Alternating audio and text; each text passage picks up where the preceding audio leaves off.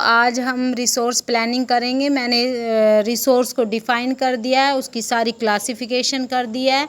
जितना मैंने कराया है मुस्कान को पूरा याद है, लेकिन बॉयज़ बिल्कुल भी कंसंट्रेट नहीं करते। बॉयज़ बिल्कुल रेगुलर नहीं है, वो ना तो वीडियो सुनते हैं ना रिस्पॉन्स देते हैं। दीपांशु तो मेरा फ़ोन ही नहीं उठाता है। चलो कम टू द पॉइंट, हम रिसोर्स प्लानिंग करते हैं।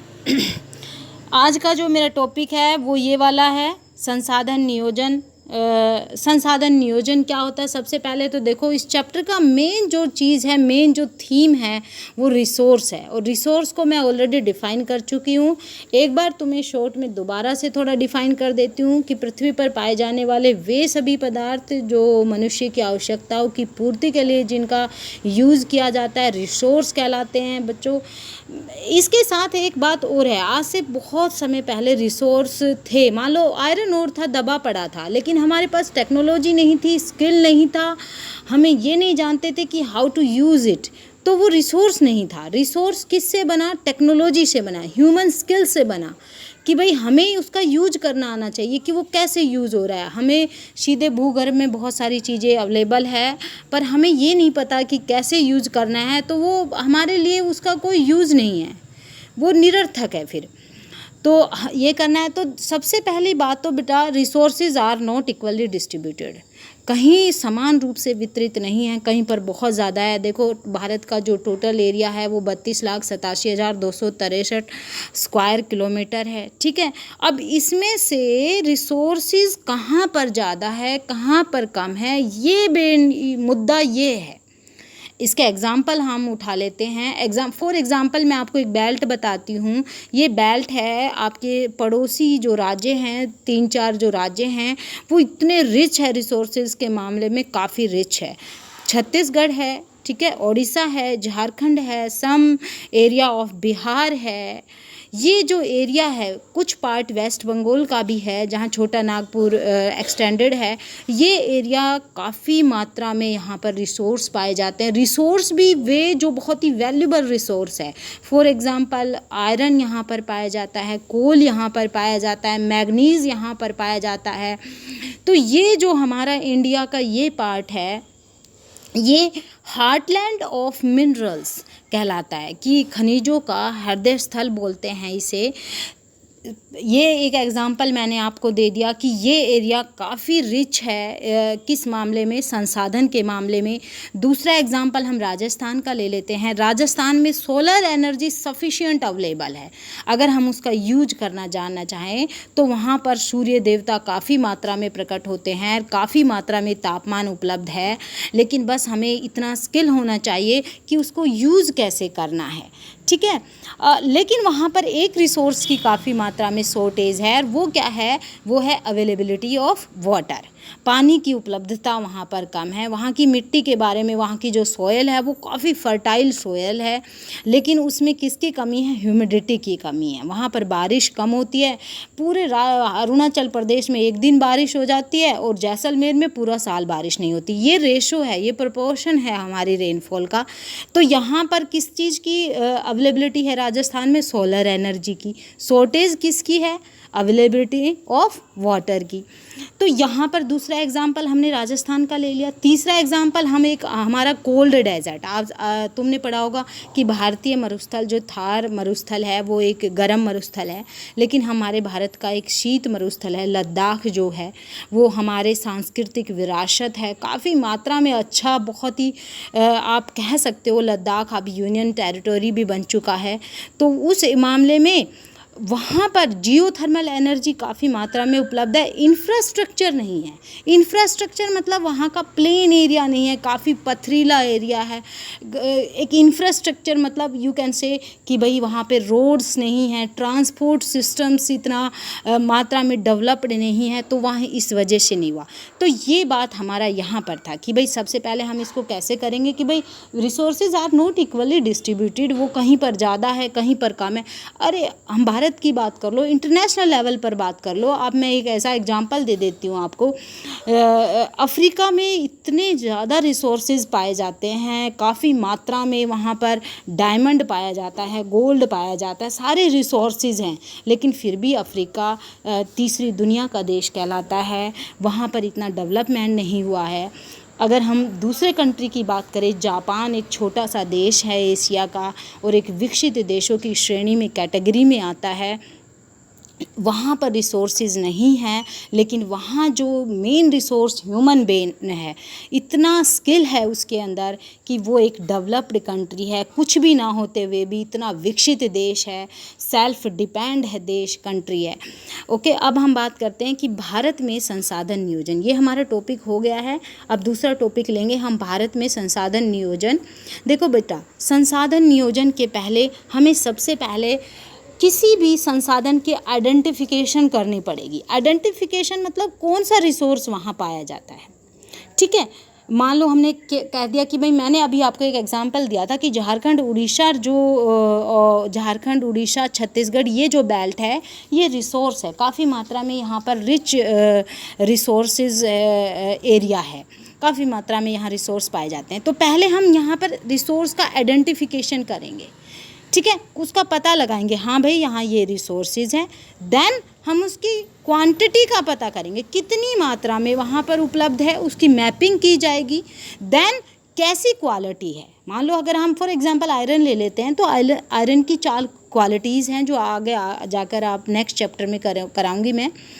तो जैसे कि सबसे जो बेस्ट है वो मैग्नेटाइट है, तो उस मैग्नेटाइट की कितनी कौन सी क्वालिटी ज़्यादा पाई जाती है। अगर मान लो कोई बेकार क्वालिटी पाई जाती है, तो हम उस मिनरल को करने में इतना खर्चा लगाएंगे, और वो जितना खर्चा लिखा जितना लगाएंगे हम उसमें उतना बेनिफिट नहीं मिलेगा, तो उसको तो निकालना यूजलेस है।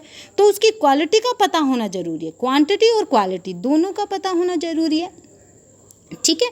तो सबसे पहली बात कि देश के विभिन्न क्षेत्रों में संसाधनों की जो पहचान की जाएगी, आइडेंटिफिकेशन किया जाएगा, फिर उसकी क्वालिटी देखी जाएगी, फिर उसकी क्वांटिटी देखी जाएगी, ठीक है। फिर उसको यूज करने के लिए एक स्किल की, एक टेक्नोलॉजी की ज़रूरत है, और उसको बहुत अच्छी टेक्नोलॉजी से उसको यूज किया जाएगा। वो टेक्नोलॉजी पर डिपेंड करता है। उसका एक उसका संस्थागत एक नियोजन ढांचा तैयार करना पड़ेगा। और लास्ट जो पॉइंट है, यहाँ पर 3 पॉइंट है, लास्ट वाला जो पॉइंट है कि संसाधन का जो विकास योजनाएं हैं, संसाधन और उसको राष्ट्रीय विकास योजनाओं से कनेक्टेड किया जाएगा, दोनों को इससे कनेक्टेड किया जाएगा कि match the resource development plan with overall national development plan. ये तो कन्फर्म है कि आप संसाधन का जो हमारे देश का ओवरऑल डेवलपमेंट है, वो संसाधन पर बहुत डिपेंड करता है। भाई अगर आपके पास संसाधन अवेलेबल नहीं है, मान लो जापान के पास अवेलेबल नहीं है, तो वो क्या करता है, वो इंपोर्ट करता है, किसी भी रॉ मटेरियल को इंपोर्ट कर लेता है। जैसे कि फॉर एग्जांपल उसके पास आयरन नहीं है, आयरन को उसने इंडिया से इंपोर्ट कर लिया, मंगवा लिया, है ना, और फिर उस आयरन को अपनी स्किल से उसे किसी भी मशीनरी में कोई भी जो भी उसको बनाना है उसको बना के रेडी कर दिया, देन उसको एक्सपोर्ट कर दिया। तो वहाँ पे उसका क्या दिखाई देता है, स्किल और टेक्नोलॉजी दिखाई देती है। तो किसी भी संसाधन जो विकास योजनाएं हैं, उसको राष्ट्रीय विकास योजना से क्या करना है, उसको कनेक्ट करना है, उन दोनों को मैच करना है, क्योंकि देश का विकास संसाधन विकास पर काफ़ी हद तक डिपेंड होता है। ठीक है बच्चों, ये जो टॉपिक है ये मैं पूरा करा चुकी हूँ। अब बचा ये टॉपिक मैं आपको ऑलरेडी ही बता चुकी हूँ, और हर वीडियो में ये बात बताती हूँ कि रिसोर्सेज जो होते हैं वो ह्यूमन बीइंग के स्किल से बनते हैं, मनुष्य के स्किल से बनते हैं। मैंने कहा आज से पहले बहुत सारे रिसोर्सेज थे, हमें नहीं पता था कि हमें उसको कैसे यूज करना है। जैसे जैसे टेक्नोलॉजी बढ़ती गई हमें पता चलता गया कि हाँ भाई पेट्रोल को ऐसे गाड़ी का आविष्कार हुआ, मान लो जितने भी इंजन का आविष्कार हुआ, डीजल इंजन बने, तब जाके हमें डीजल का यूज करना आया, गाड़ी बनी तब हमें पेट्रोल का यूज, गाड़ी नहीं है तो पेट्रोल यूजलेस है। अगर मान लो जितने भी ट्रांसपोर्ट व्हीकल्स नहीं हैं और हमें, तो फिर यूज़लेस है, पेट्रोल है, डीजल है, यूज़लेस है। और आज के समय में पेट्रोल और डीजल की कितनी डिमांड है, कितना मतलब इम्पोर्टेंट रिसोर्स कह सकते हो। अगर ये सारे ट्रांसपोर्ट व्हीकल्स ना हो तो क्या ये इम्पोर्टेंट है? नहीं है। तो it depends on technology, skill, ये इनके ऊपर निर्भर करता है। ठीक है बच्चों, अब ये टॉपिक तुम्हारा ये वाला चैप्टर बिल्कुल हो गया है। इसमें किसी को भी कोई कन्फ्यूजन हो तो आप मुझे फ़ोन करके पूछ सकते हो कि मैम ये समझ में नहीं आया। हम नेक्स्ट टॉपिक लेते हैं अब ये वाला, संसाधनों का संरक्षण वाला, कंजर्वेशन ऑफ रिसोर्सेज, ये वाला टॉपिक आज हम अब करेंगे। इसमें थोड़ा सा दिया हुआ है कॉलोनाइजेशन पीरियड का, वो मैं आपको कंसेप्ट क्लियर कर देती हूँ। रिसोर्स की मेन लड़ाई होती है। देखो बच्चों, ब्रिटिशर्स हमारे यहाँ आए, हम 200 साल ब्रिटिशर्स के गुलाम रहे। तो सब उस समय फर्स्ट वर्ल्ड वॉर हुआ, सेकेंड वर्ल्ड वॉर हुआ, मैंने आपको हिस्ट्री में बिल्कुल क्लियर कट ये कराया था। क्यों हुआ? What is the reason behind these Wars? क्या कारण था इसके पीछे? मैंने एक मेन इशू बताया था, एक मेन कारण बताया था। वो क्या था कि मैक्सिमम रिसोर्स को हथिया लेना, कि भाई रिसोर्स मिल रहे हैं। इंडिया एक बहुत ही रिच रिसोर्स कंट्री है, यहाँ काफ़ी मात्रा में रिसोर्सेज पाए जाते हैं। और सबसे पहले वास्को डी गामा यहाँ पर जब आया कालीकट के तट पर, तो उसने यहाँ के जो स्पाइसेस थे, काली मिर्च थी, लौंग थी, इलायची थी, वो यहाँ से उसको लेके गया और उसे 16 गुना दाम पर, कहीं पर एक बुक में 16 गुना लिखा हुआ है, किसी बुक में 60 गुना दाम पर लिखा हुआ है, यूरोप में जाकर बेचा। इट मीन्स ये जो स्पाइसेस थे ये यूरोपियन कंट्रीज़ में अवेलेबल नहीं थे, हमारे इंडिया में थे। तो ये वास्को डी गामा सबसे पहले यूरोपियन नागरिक था जो भारत पर 1498 कालीकट के तट पर पहुंचा। और उसके बाद तो यूरोपियन की लाइन ही लग गई। सबसे पहले पुर्तगाली आए, देन फ्रेंच आए, ब्रिटिशर्स आए, फिर डच आए, लाइन लगी। मेन उद्देश्य क्या था इनका? रिसोर्सेज को हथियाना। वियतनाम फ्रेंच का गुलाम रहा। क्यों रहा? क्योंकि हर यूरोपियन कंट्री की ये सोच थी, ये एक मोटी सी उनकी बुद्धि में घुस गई थी कि दूसरे कंट्रीज़ पे हथियाना है, उसके रिसोर्स को सब पर ऑक्यूपाई करना है। ये मेन था, ये रिसोर्स की कि उपनिवेशवाद पीरियड में भी ऐसा ही हुआ। ये मैंने आपको, देखो ये वाला पूरा ये टॉपिक इसी में, ये उपनिवेशवाद है। उपनिवेश क्या होता है कि किसी की देश की सत्ता पर किसी अन्य देश का कब्जा होना। ठीक है, अब हम संरक्षण की बात करते हैं। देखो बच्चों, अगर हम संरक्षण की बात करें तो हर चीज़ें एनवायरनमेंट में उपलब्ध है और वो हमारा हम यूज़ कर सकते हैं, इतनी मात्रा में उपलब्ध है कि उसको यूज भी कर सकते हैं। मतलब महात्मा गांधी ने कहा था कि भाई हमारे पास हर व्यक्ति की आवश्यकता पूर्ति के लिए बहुत कुछ है, सब कुछ है, लेकिन उसकी लालच की संतुष्टि के लिए नहीं है। मतलब कि आपको जितनी ज़रूरत है उतना हमारे पास रिसोर्स है, लेकिन लालची व्यक्ति कभी उसका पूरा नहीं हो सकता, कभी उसकी जो इच्छाएं हैं, तृष्णाएं हैं, वो फुलफ़िल नहीं हो सकती। तो उतनी हमारे पास नहीं है।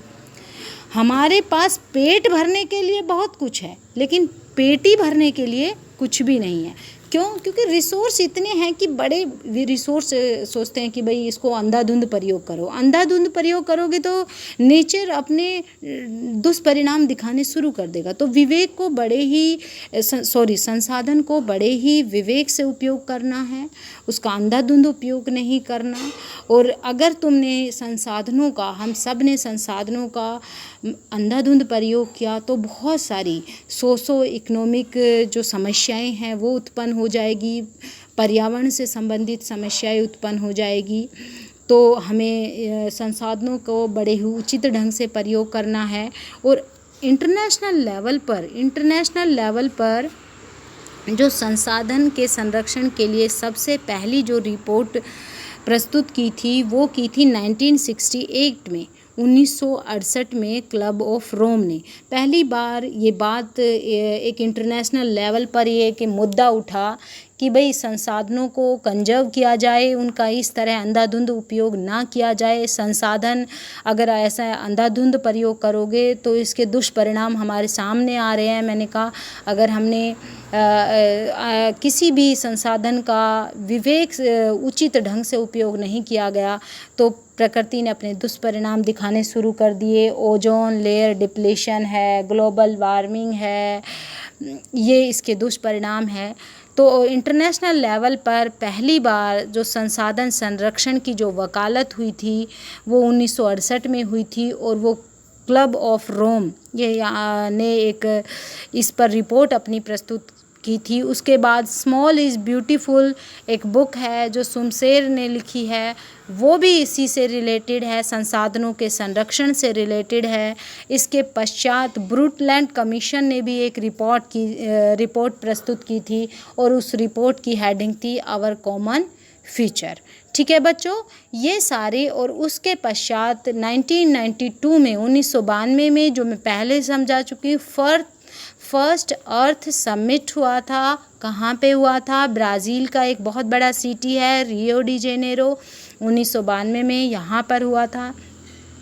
तो बच्चों ये हमारा पूरा टॉपिक आज का हो गया है। सेकंड वीडियो में मैं भू संसाधन करवाऊँगी। इसमें किसी को भी कोई कन्फ्यूजन है, कोई डाउट है